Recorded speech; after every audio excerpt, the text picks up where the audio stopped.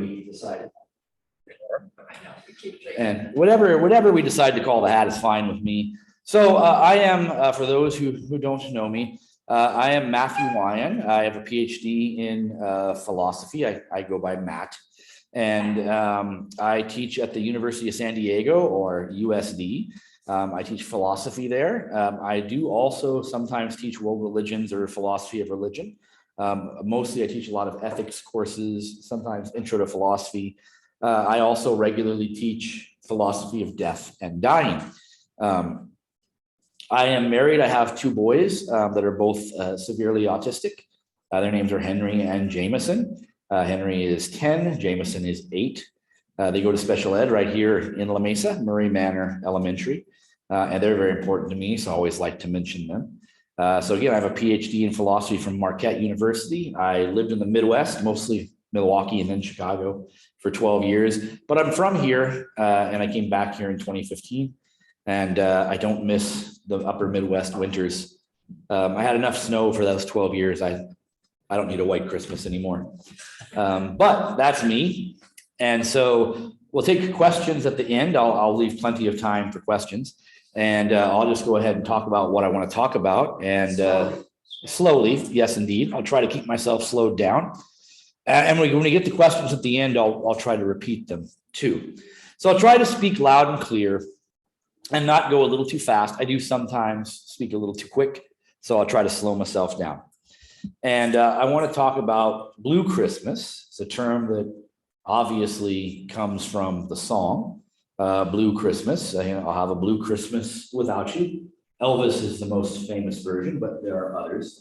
And there are other songs since then that speak about a blue Christmas.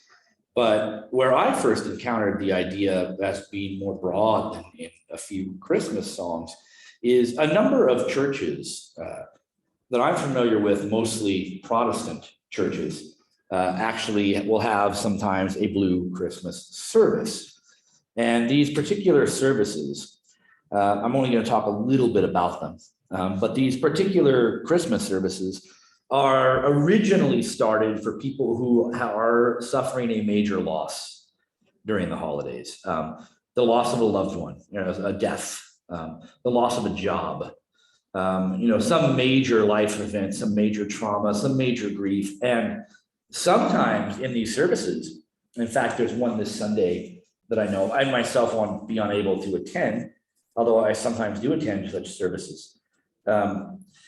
At the First United Methodist Church of San Diego in Mission Valley, where they have a grief counselor present for anyone who might need a grief counselor. And it usually takes place as close as possible or even on the longest night of the year, which is of course the solstice around December 21st. And the reason for that is it's the night of the most dark. And so you're entering sort of the dark night of the soul. And the idea there was, again, is that not everybody feels joyful and happy and ready to celebrate. A lot of people, as they do at every time of year, still feel pain and loss and grief, are just all kinds of angst and trouble and sadness at Christmas time. And the churches wanted to create a space for that. They wanted to have a quiet service where you could sit with that, where you could sit with your grief or have someone to talk to and not feel obligated to be merry and bright. And that was the idea. And I thought that was really important because there is tremendous pressure to feel joyful and to celebrate and to be happy at Christmas time. And you just don't always feel that way. So I thought I'd take that idea and go a little more broad with it, not just focus on, say, the religious services that do this, but play with that idea and see what we can make of it. So let's expand a little broader. Let's first say a little something, just a little something about the history of Christmas and how the holiday shaped into what it is now, just a little bit. Not a whole talk on the history of Christmas, that would be a different talk, but just a little bit. And so you see here up on the PowerPoint, I have the Holly Jolly Christmas. What image you have there is an illustration from the first edition of Charles Dickens' A Christmas Carol. And that's old Fezziwig's Christmas party. Old Fezziwig was young Scrooge's employer. So when he goes back with the ghost of Christmas past, he sees this wonderful party. They're dancing, they're singing. We'll get to why that shows that image in a minute. Christmas has interesting history. The early church didn't celebrate it. The death and resurrection of Jesus was the big thing. The birth of Jesus was not terribly important in early church celebrations. It takes about 300 or 400 years, somewhere around there, before it becomes a big celebration. Really? Yeah, it takes a while. It takes a few centuries before it really becomes officially celebrated and widespread. And the date of Christmas is picked because it's the winter solstice, and there's all kinds of nice imagery with light and dark. And there are other festivals, the Roman Saturnalia, and there's Yule in Europe and things like that that are celebrated around that time.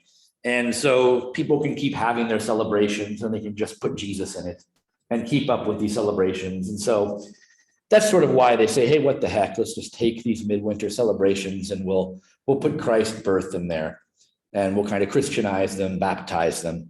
And that's what sort of happened and how we got Christmas as a holiday in the first place. And it doesn't even really catch on as a big holiday until the Middle Ages. Although the medieval Christmas would look weird to us. I've read up a little bit on this and seen a couple of interesting documentaries, mostly on the History Channel, but National Geographic has done a couple of these as well. And I've often heard scholars, historians, and other scholars, religious studies scholars, describe the medieval and Renaissance Christmas as pretty much some kind of combination of Halloween, Mardi Gras, and New Year's Eve or New Year's Day. It's a one wild party. So people used to vandalize property. They would go house to house begging for food. They would wear costumes. There would be a lot of drinking. There would be carnivals. There would be wild games. It was a pretty raucous kind of affair. And eventually, it came to be seriously frowned upon, first in England, when the Puritans outlawed it in the 17th century, because it seemed to be this just sort of pagan frivolity, according to the Puritans. It was just a wild party and seemed to have not, the Puritans would probably say it that way, not of Christ in it. And they banned it first in England and then in America. And when it came back, it was a rather subdued and smaller holiday. And it wasn't such a big deal. And then what happens is this, the 19th century, you begin to have a number of English thinkers and some American thinkers in New York. Some guys in New York, upper class guys, Washington Irving, for example, Clement Clark Moore, who writes The Night Before Christmas. But you have some British folks too, most famously Charles Dickens, with A Christmas Carol, but other writings as well, who want to revitalize Christmas. They want to bring it back to something big, but they don't want to bring back the medieval carnival atmosphere. What these guys bring back is a celebration that centers on the home and the family, on children in a new way. And this particularly takes off in the Victorian age. So everything we think about Christmas now is largely a 19th century, not really invention, but innovation. Goodwill, peace on earth, merriment, a big Christmas dinner, making sure you're with all your family or your friends, and particularly the significance of children. Even Santa Claus, at least the widespread appeal of Santa Claus, is largely given us in the Victorian age. First by these guys in New York, they wanted to really kind of turn Christmas into a home and hearth kind of affair, and then later in England, and then worldwide. And so the family, childlike, nostalgic, merry and bright, lovely Christmas is a 19th century, not invention because it didn't bring it out of nothing, but innovation or adaptation of the holiday, and that's what's still with it. And some people don't like it. I do. I like Christmas. I like the Christmas that Dickens and others have given to us. A Christmas Carol is my very favorite story, and I love many adaptations of it. So I have no beef with this. The problem is, of course, it has led to an expectation that it's Christmas time, so we must feel good. We must feel happy. We don't need to have any problems. We should just all be merry and happy and having a good time. And we should be in the right spirit. And so people, you can feel guilty for not feeling it. You can say, I don't feel like Christmas this year. What's wrong with me? And in fact, I've thought about this more so in recent years as I've watched this as an adult, where you really see this is in the Charlie Brown Christmas special from 1965, where you get a real pronouncement of Christmas blues. Now, the Charlie Brown Christmas special is actually quite interesting. What we tend to hear about it, and what we probably remember best about it, is its critique of commercialism. Charlie Brown gets this little natural tree, but they wanted to get a big, I think they say aluminum tree in the special, a big fake tree. And Snoopy wins first prize for all these lights on his doghouse. And they're putting on this play that makes no sense. And, it's an anti-commercial message in some ways. And that's maybe the heart of it. But if you watch how it starts, and I actually went ahead and brought the book version that my kids have, because there's a couple of lines at the start of a Charlie Brown Christmas that are extremely interesting. And if you read the book version of this, it starts with that scene that it starts at in the cartoon special where they're all ice skating. So they're all ice skating on the pond, the frozen pond. I assume it's a pond. And look how the book. Who's the author of that? This is just, it just says by Charles Schultz. So.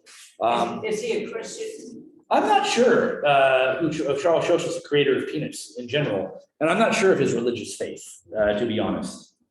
I don't really know. But they're all ice skating. And it describes your typical pro-Christmas attitude. And it says, it's the most magical time of the year. Christmas is coming. The air is crisp and cold. Children are ice skating. The sound of Christmas carols fills the air. Everyone is in the holiday spirit. Well, almost everyone. And that introduces Charlie Brown. And he's, looking kind of sad. There's Linus. And Charlie Brown, of course, is a character, is a kind of lonely and picked on kid. And, he has a hard time. Kids aren't very nice to him. He tends to do a lot of things badly. And he gets mocked and teased and taken advantage of from time to time, quite a lot. But here's what he says, and this, I think, is the attitude that I'm trying to capture here. This is what he says, and it's very interesting. The first thing he says, and this is exactly, it's not just in the book version, it's what he says in the cartoon. I think there must be something wrong with me, Linus. So there's something wrong with him, he concludes. That's the first thing he says. Christmas is coming, but I'm not happy. I like getting presents and sending cards, decorating trees and all that, but I always end up feeling sad. Now that's a really, I just find that to be the attitude I'm trying to capture here. So this is a little different than, say, the Blue Christmas services originally were starting with powerful things, grief, loss of a job, death. This is a little bit more, I'm just not feeling it, but that's part of the same thing. It's part of, it's maybe not as powerful as the death of somebody, but it's a real attitude that is part of not feeling Christmas too. And then Linus responds to him the way that too often we hear people respond to this problem. Charlie Brown, you're the only person I know who can take a wonderful season like Christmas and turn it into a problem. Except he's not the only person. It's a problem for a lot of folks. Maybe Lucy's right. Of all the Charlie Browns in the world, you're the Charlie Browniest. So he goes to a psychiatrist. That's Lucy. She's not really a psychiatrist. She has a famous booth where she charges 5 cents for psychiatric help. Don't go to Lucy. She won't help you. And he tells Lucy, and this is the last part I'm going to read, but he tells her this, and this is what I want to develop. She asks him what his problem is. It's a rather funny scene. And he says, my problem is Christmas. I just don't understand Christmas. Instead of feeling happy, I feel sort of let down. And it kind of goes from there. And if you follow the rest of the special, he gets increasingly frustrated and finally yells out in desperation, "Can anyone tell me what Christmas is all about?" And then Linus gives a passage from the Bible, and then more happens there. But let's not get there yet. He doesn't understand what Christmas is really supposed to be and what it's supposed to be about. And he just doesn't feel the way he's told you're supposed to feel. And that, I submit, is an excellent description of the Christmas blues, just in general, apart from the more severe, kind of problems like a serious illness or a death or a job loss, which of course are much more powerful in their way, but this is also a general problem. So, all right, what do we do with that? How do you address it? Well, I'm going to step away from Christmas directly for just a few minutes, and then I'm going to come back to it. And here's how I'm going to do it.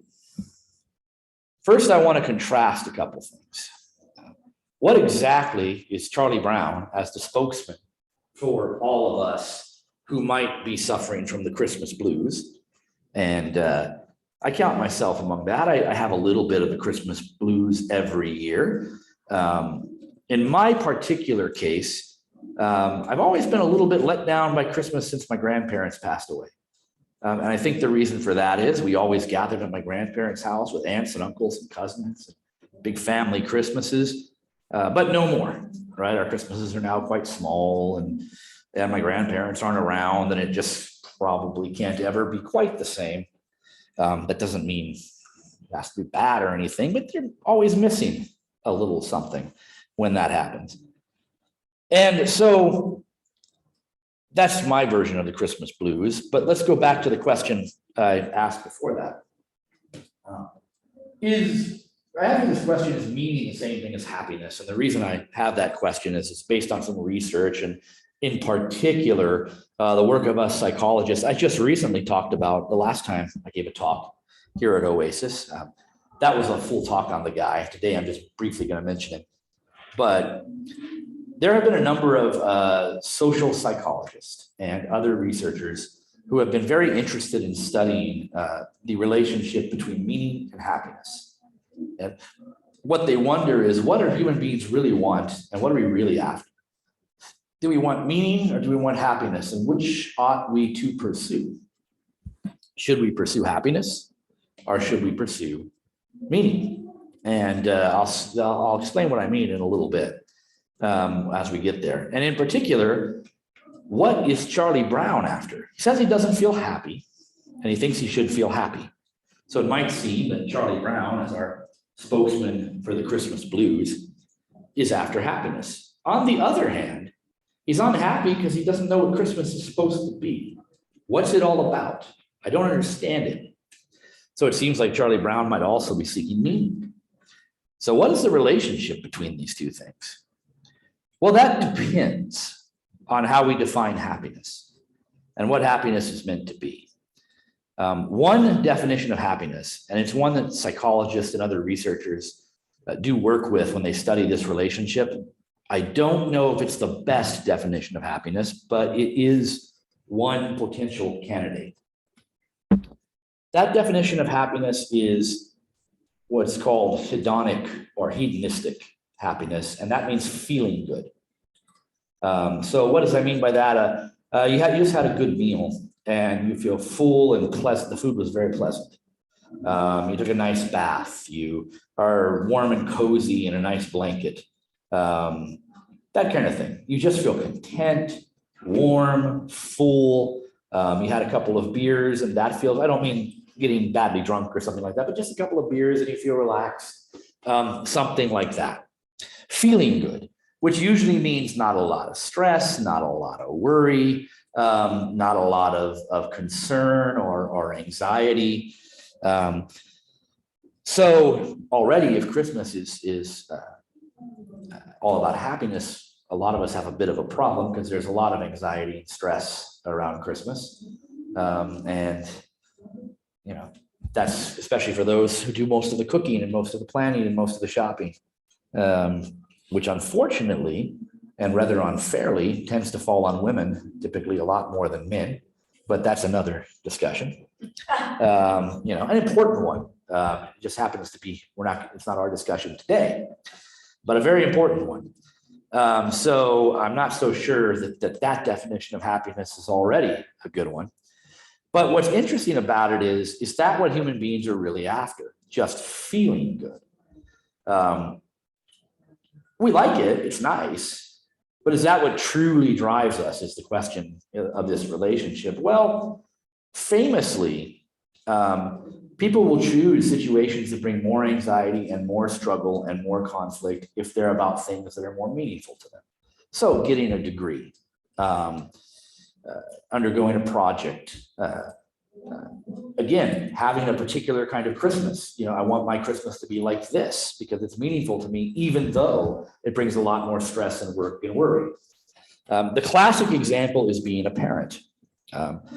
Being a parent is very famously associated with lower levels of happiness, defined the way it's defined there, as feeling good, right? The parents are famously more happy when they're, especially we're talking about parents when their kids are young or when their kids are teenagers. They report higher levels of happiness in the terms of just feeling good, feeling relaxed, feeling stress-free when their kids are not around and they're doing something else. And this makes a great deal of sense, right? You don't have to take care of your kids. You're not in the middle of a conflict with your kids. You're not doing something to make sure they're safe. And that's probably less stressful. And so, but if you ask most parents, myself included, would you give up your children for that kind of happiness? Well, of course I won't. That's just silly.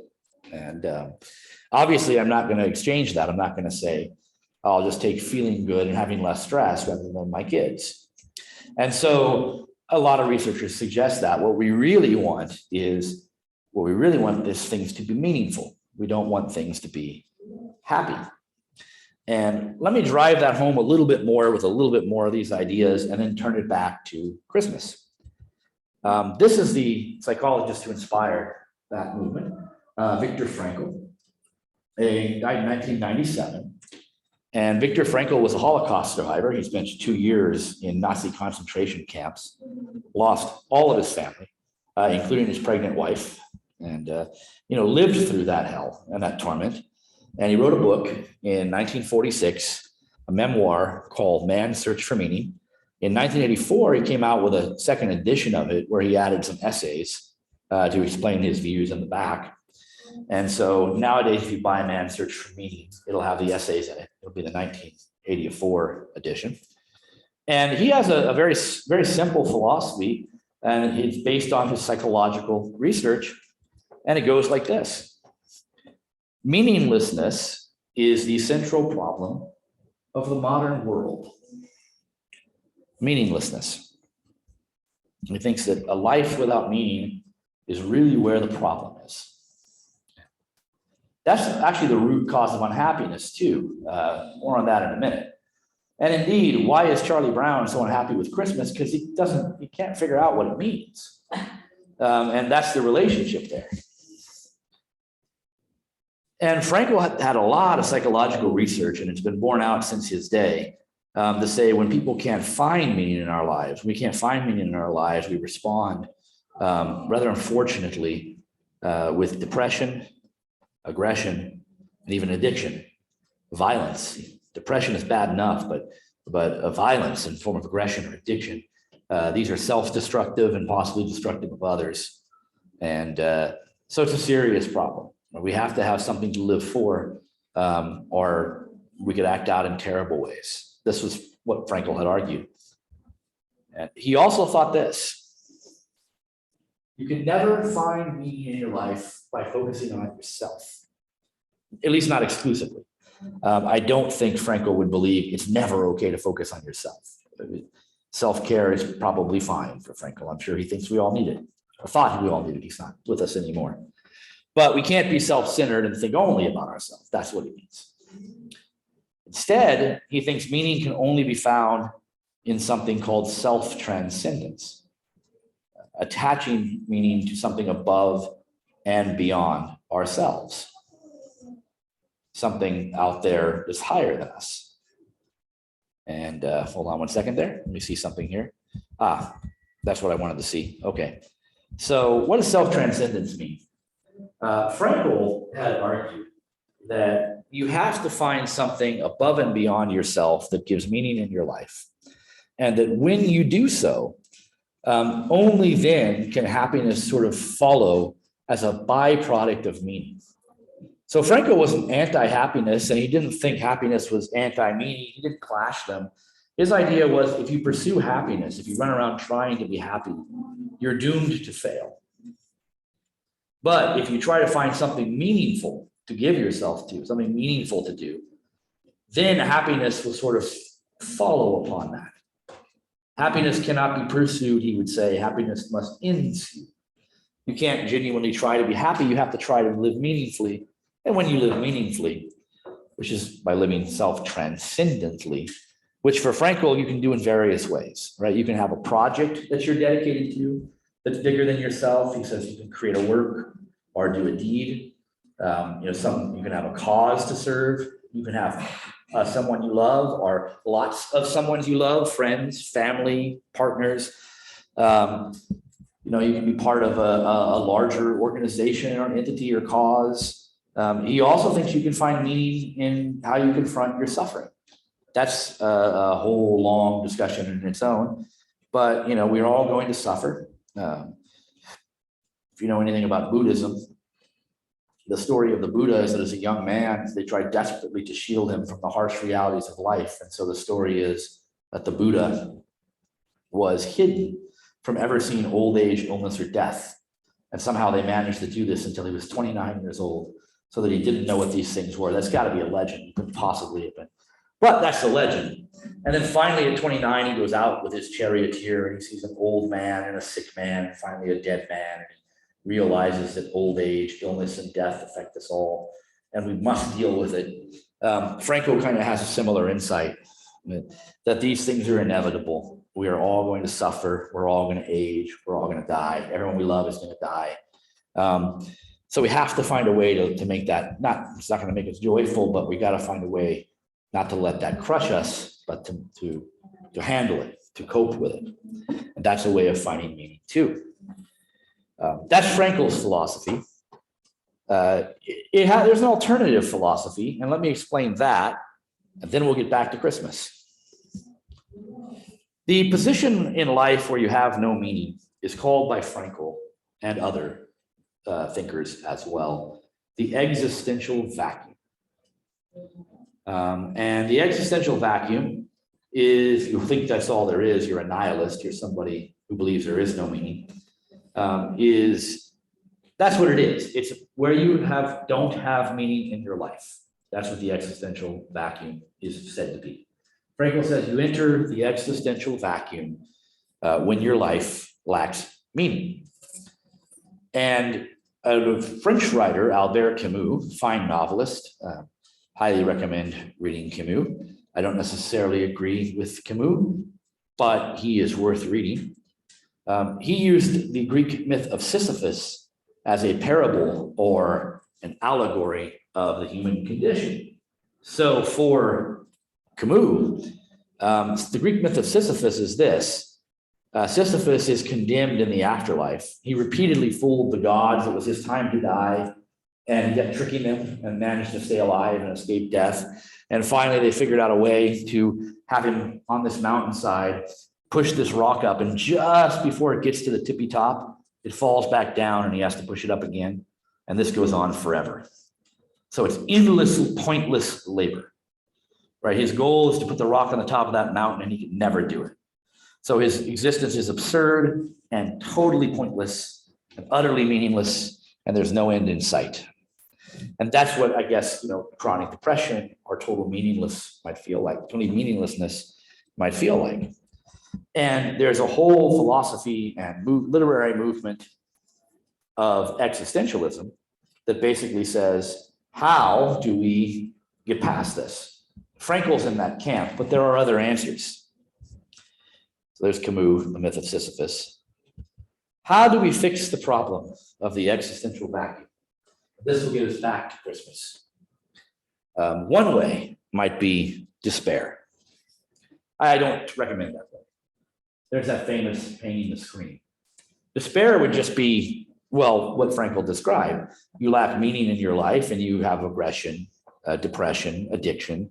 That's what we all obviously don't want to do. We don't want to despair if we can't find meaning in life.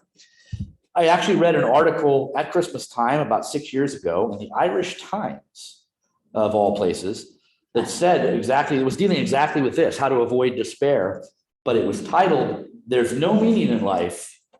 Now anyway, Happy Christmas." And I thought that was a funny title, so I read it. But it was really counseling a way to kind of make your own meaning in life. And it was, the title was a bit of a trick. But it was precisely saying this: let's avoid despair. But how?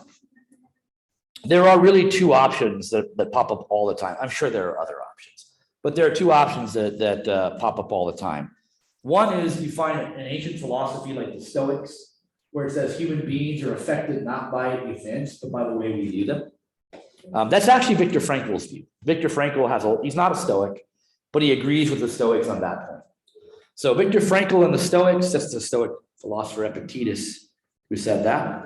They agree that it's your attitude. You can't change the reality, so you have to change yourself. That's Frankl and the Stoics. The second position, though, is a kind of hedonism. And hedonism, there are a couple of different varieties of it. Hedonism is sort of eat, drink, and be merry, for tomorrow we die. Repeat. No, sure. Hedonism is to eat, drink, and be merry, for tomorrow we die. I mean, enjoy yourself while it lasts. That's hedonism. And so there are a couple different forms. The crude form of hedonism is exactly like that. Just lose yourself in pleasures and don't care about anything else. So just sort of sex and drugs and rock and roll kind of stuff. But there are other forms of hedonism. And the most famous form in philosophy is this guy, Epicurus, who died in 270 BCE, born in 341. And I have often, when I've taught him in my intro to philosophy classes, this is why I included him in this talk. I've often said, Epicurus would be a good philosopher for at least one point of view that's common about Christmas. A lot of times Christmas is over the top. It's a big celebration. Christmas is a massive holiday and it's in your face for 2 months. Music is playing from early November. Decorations are up early. It's all over the place. It's loud, it's bright, and it's a lot of eating and a lot of celebrating and a lot of color. And so it's kind of, in some ways, if not a hedonistic holiday, at least a holiday hedonists could really throw themselves into. Now, Epicurus might have an interesting way of approaching that. The crude hedonist would say, well, what you ought to do at Christmas is eat all the candy, eat everything in your stocking, eat all the turkey, drink all the eggnog with the rum, and just have a blast. Epicurus would say something a little different. His hedonism is a little bit different. I just have some information about there, but I'm not going to go over it all. When I teach Death and Dying, I talk about it too for a different reason. What's interesting about this, he's a hedonist because he shared this view that all hedonists share. The point of life is pleasure. That's what life is for. But his vision of pleasure is different. What pleasure was for Epicurus was to have a peaceful life, a life that was, as far as possible, stress-free and worry-free. I'm sorry. Oh, stress-free and worry-free. That's the life he wanted, Epicurus. That's his definition of pleasure. As little stress, as little worry as you could have. So that's what he would want. That's his view of pleasure. So his view of pleasure is, hang out with a few friends, read a good book, walk in the garden, eat nice food, but in nice small quantities. Don't overindulge. Everything in moderation.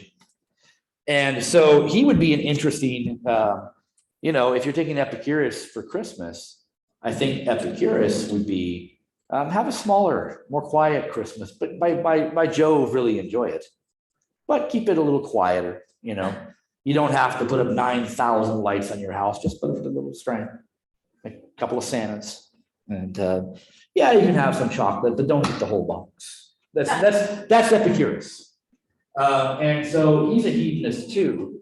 But he does share this view that what matters is pleasure. That's what we really want. We want pleasure, we want happiness, that's what we want to pursue. And insofar as he argues that, he's arguing something different from Frankl. Frankl thinks we pursue meaning and pleasure and happiness follow on that. The hedonist, even Epicurus, says, no, we pursue pleasure and pleasantness. Look at his face, though, he's not happy. Not there, no. If that's an accurate depiction, he doesn't seem very happy. Maybe the real guy smiled more. We'll hope. We'll hope. It's just that he had to pose for so long, he got tired. Yes. What'd you say? Russ said he had to pose for so long he got tired. That's probably what happened there, which is as good a guess as any. But let's go back to Frankl again, because I want to, this is Frankl as opposed to the hedonist, right? The hedonist thinks it's all about me. They probably have one little arrow coming back to myself, which doesn't mean I don't, Epicurus is going to say be kind to others. That's good. It's good for everyone if we're nice to each other and things like that. But I'm really kind of motivated by my own pleasure. Frankl again thinks that human nature can only be fulfilled by self-transcendence, by getting beyond yourself. And there's those ways I had up there before.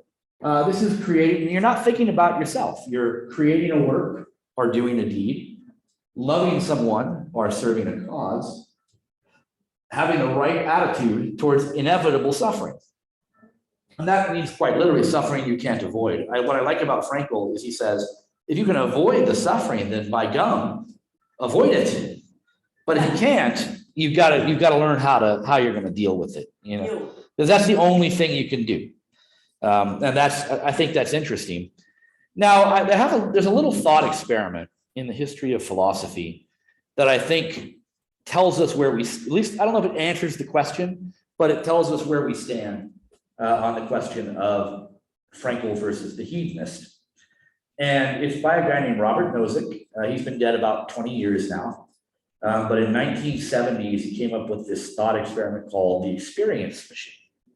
And he said, if you could plug yourself into an experience machine, a virtual reality, which is now more of a possibility than it was in the 70s, and you knew for a fact, in thought experiments, you can always do this. So you know for a fact it works perfectly. There are no flaws in the machine. So it'll do exactly what it's supposed to do. And in the machine, you'll be given nothing but pleasant experiences. And it's tailor-made to you. So they're not just generic pleasant experiences. They're whatever would be pleasant for you. And if something continues not to please, the machine will alter it. Read your mind, it'll alter it a little bit. So it can alter it whenever you need an alteration. And you'll be plugged in for life. And, You're talking too fast. I'll slow down. So the machine can give you nothing but pleasant experiences, this virtual reality. It's a fake, it's not real, it's a thought experiment. And you know it works perfectly. It could change the experiences whenever your brain needed them changed. Once you're plugged into the machine, you don't know it's fake. You'd think it was real. Nozick says, would you plug in? And should you? And it's interesting because almost everybody says they wouldn't and shouldn't. Almost everybody. And when people say that they would plug in, normally after you talk to them for a little bit, they change their mind. And it's interesting that we would probably not plug into this machine. Oh, we already have. And well, maybe so. That's another discussion. But we at least think we shouldn't. And what's interesting about that is the answers people give is, but it's not real. Or there's no challenge. Or you can't have pleasure without pain. Or something like that. Or I don't really want to just feel good. I want to accomplish things. Or I want real life with its real ebbs and flows, real struggles. And I think that's right, personally. And I think that tips the scale. I think that means that Frankl's correct. We want meaning more than we want pleasure and happiness. Pleasure and happiness are great, but they come after we find meaning. They're not what we're primarily after. I think that's right. So how does that relate back to Christmas? Well, let's do that. Let's talk about Santa Claus for a moment. Now, Santa Claus, there's lots of things you could say about Santa Claus. We could go into a whole history of where Santa Claus comes from, and we could have a big ethical debate about whether it's appropriate to teach kids that they're Santa Claus because it involves deception. So just philosophically and historically, Santa Claus is extremely interesting. But I'm going to do something a little bit different with it. The traditional American Santa Claus that we've had now for about 200 years. Who invented Santa Claus? Who invented Santa Claus? I could say that. I'll give you that. There's no easy answer to it. There are gift givers like Saint Nicholas and others that go back hundreds and hundreds of years. At least 700, 800, 900 years, maybe more. But the particular version of Santa Claus that is worldwide now and is distinctly American pretty much goes back right about 200 years to the poem A Night Before Christmas. Germany? No, here in America, pretty much. Although he comes from the Dutch. Oh, He comes from the Dutch Saint Nicholas, but he was Americanized and made popular by that poem, The Night Before Christmas in 1823. So our particular version of Santa and his particular way we do Santa now comes from that poem, but that came from an inspiration from the Dutch traditions, which go back a few centuries more. Saint Nicholas. Saint Nicholas, yeah. So, but our version, look at him. That is a jolly, happy soul. And he's very good natured. He's very happy. He's very loving. He threatens to give coal, but it never really happens. And that's how he pays for everything. He has a lot of stock in the company, and that's what I tell my kids. But anyway, I found a few years back one of the most interesting takes on Santa Claus I've ever seen, and it really fits into this notion of meaning versus happiness and struggling at Christmas. It's actually a book by Raymond Briggs, a British picture book author who just passed away a few months ago. I believe he was 88 or 89, and he just passed away this year. And Raymond Briggs had written a number of interesting children's books. He wrote one on the boogeyman. He's written some about all kinds of different things, but he's most famous for his Christmas books. He wrote a very popular book called The Snowman, that is like Britain's favorite Christmas cartoon. He's not very well known in the United States, but he's huge in England. But you notice he has a red nose. He does. What's that? Well, the red nose and rosy cheeks is just because that's how Briggs heard it described, so he emphasized it. I think. Oh, yes. Well, I will say, Briggs does have him drinking sherry in the comic book, so it could be. But you might be right about that. But in Britain, they actually leave a little alcohol out for Father Christmas rather than milk anyway, so it's hard to say. But look at the end of this is the last picture in his little comic book on Father Christmas. The little frown, he's grumpy throughout the book. But it's red nose too. Throughout he is. Happy belated Christmas to you too. That's how he talks, by the way. He has a bit of a Cockney accent. He uses the word blooming. Blooming, absolutely. He uses it throughout. Let me tell you this story. His Father Christmas lives in a little house with his 2 reindeer. He seems to be all by himself. He has a dog and a cat. He's grumpy about the weather. He grumbles. He's putting the sleigh together. He's doing everything, and he's really grumpy and grumbling about it all the whole time. He's just complaining about the chimneys and then how's he going to get in here. And he's really grumpy and grumbling through the entire thing. And he's doing his job. He's a blue collar working class Brit, quite deliberately.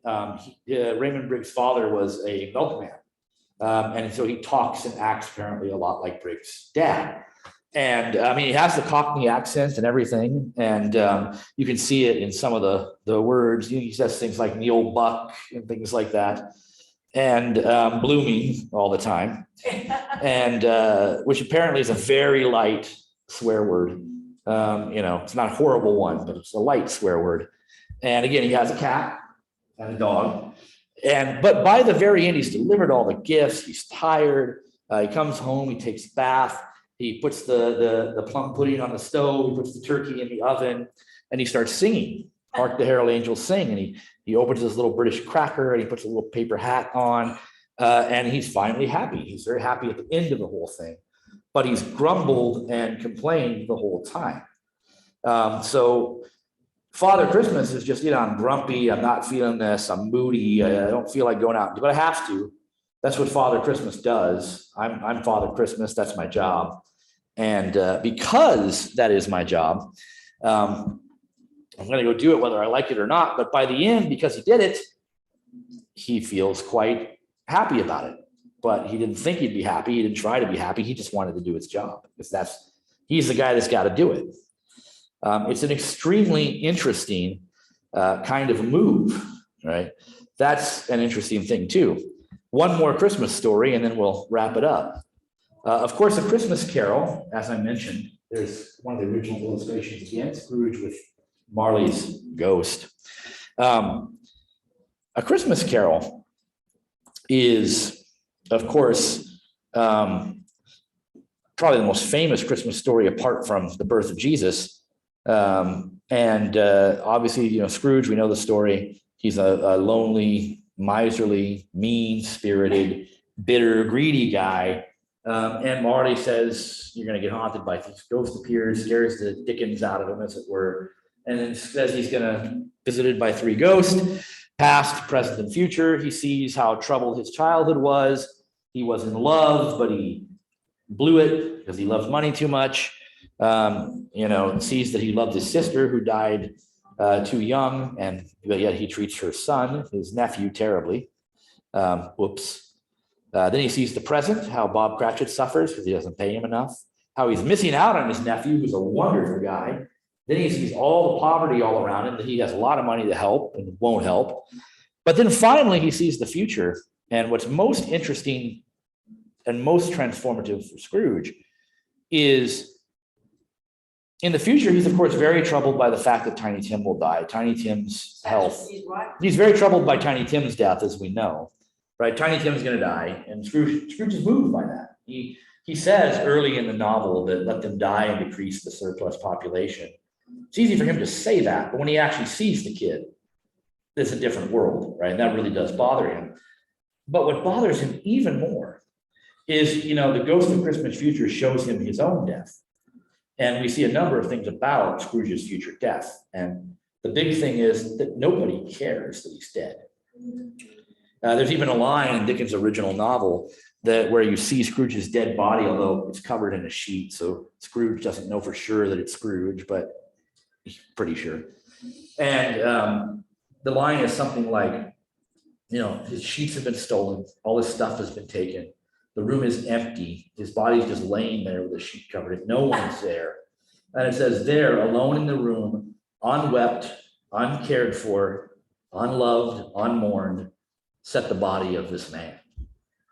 And his grave is just all alone.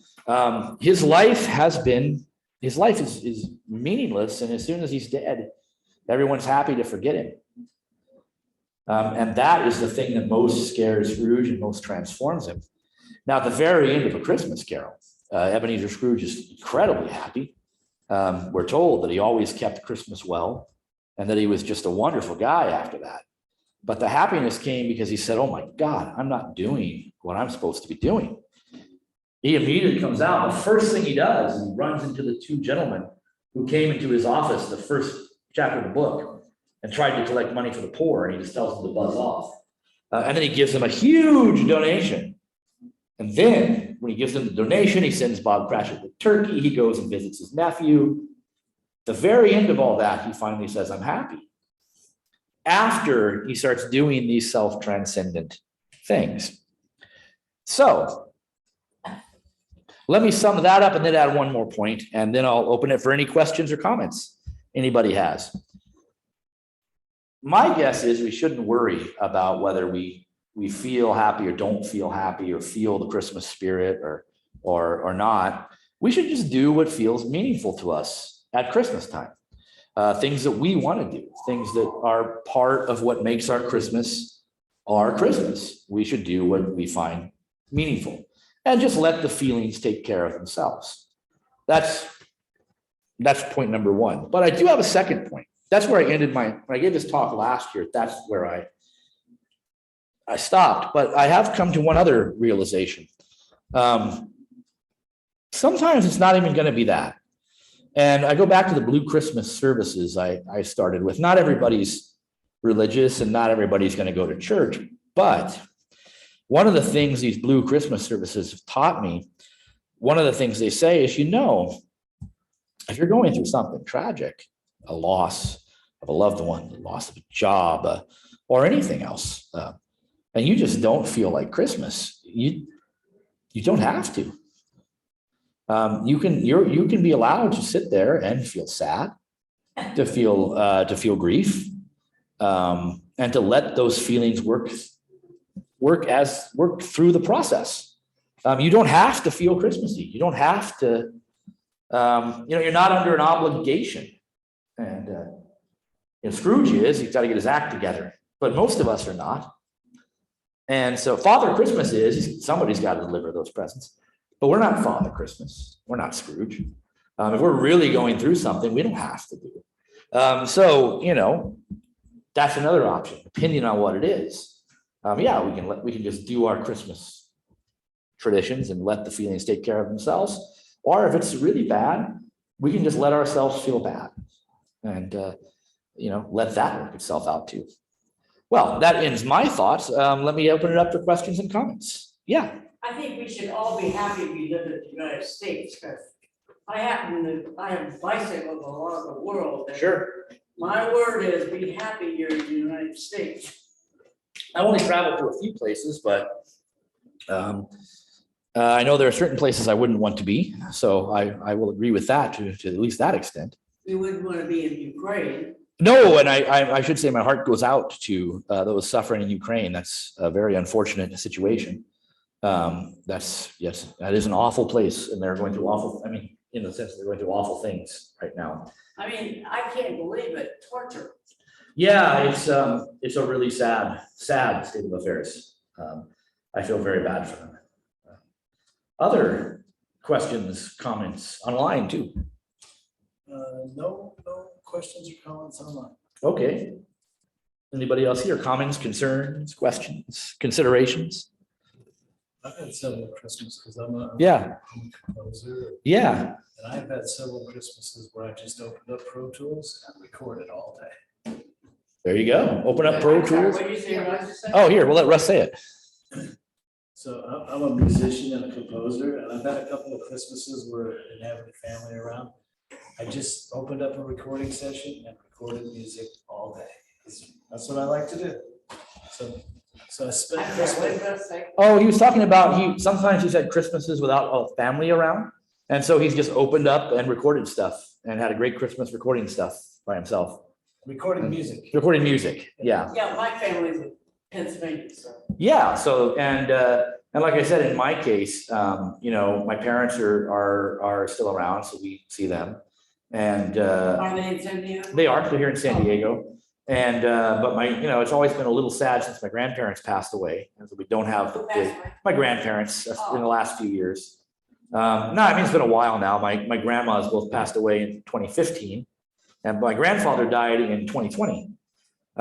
He died actually in his funeral. His funeral was like a week before. They said you have to stop having funerals. You notice they don't say funeral anymore, they say stop celebration. Oh, yes, they do Which is a sometimes. good thing. Yeah, I suppose so. But his was like the next week, they said, no, none of those in person for COVID. So he died right before the COVID pandemic hit. And, but yeah, we used to have these big Christmases with all our relatives. Now they all go different How old places. are your kids now? Oh, my oldest is 10 and my youngest is 8. And as I said, they're both on the severe end of the autism spectrum. Oh, that's right. And my oldest, he can talk a little bit, but he doesn't really have conversations with you. He asks questions. He'll say what he wants. He'll say, I'll say, what do you want to watch on TV? And he has a little bit of a speech impediment. And he'll say like, Muppet Grimmett Go, or I'll say, what do you want? He'll say, I want a soda. He speaks like that. And the youngest guy is nonverbal, but he does signs. He can do some signs. He'll say open or please. And they make it, they like Christmas, but it's a little different, having Christmas with kids on the spectrum. It's a little different than you might expect. And so, for example, my wife has always had a little trouble with this, that you think your kids will wake you up at 5 a.m. on Christmas morning and run you to where Santa. We have to wake them up when we get, hey, it's time to get up, open the presents. And they say, oh, okay, and they're happy once they start doing that, but it's a little different. So you have to adapt. but we make it What is work. the definition of autism? That's an interesting question. It's very broad and it's been made a lot broader. Yeah, And so I would make the definition of autism. There's a documentary, PBS. It's streaming now. It'll be on KPBS again. It's called In a Different Key. It actually talks about that. It's in a different key. It's about an hour and a half long. It was just on the other night. It's on, if you have the app, the PBS app, it's on there now online. And part of it is the first person ever diagnosed with autism. His name is Donald, his last name starts with a T. Donald T, but I can't think of his last name. No, it's not him. And this is a guy in Mississippi. He's 89, and he's the first person ever diagnosed, the first child ever diagnosed and with what autism. year was it? 1939 or 1940, somewhere around there. He was diagnosed, and so it wasn't that long ago. And I mean, he's still alive, and he's a very interesting man. He talks. He's conversational, but it's very unique. They'll ask him questions, and it's in ways that you wouldn't expect. So I saw in the documentary, and they said things like, "What was your dad like?" He would say, "Well, he was in a Mississippi accent," and he said, "Well, he was 5'9", he had silver hair, and he always wore these bow ties." He wouldn't describe anything but basic facts. And when he sees his friends at church, he shoots rubber bands at them. And so it was very interesting. But check out that documentary. That'd be a good way to go. Yeah. But other questions or comments about any of the talk? All right. Well, I'm going to go ahead and wrap up then. Thank you all very much and happy holidays. Thank you in Zoom. Yes. Thank you, Matt. Yeah. Thank you very much. A happy holidays. Merry Christmas to all. Well, it's good talking to you. Yes. Good night, everybody. Have a safe and happy holiday You season. know, it was fun coming into the happy party that they're having there in that room. Yeah, that was really nice of you to do that. For all volunteers. I'm glad they recognize you guys, Yeah. because really, every professor has been outstanding.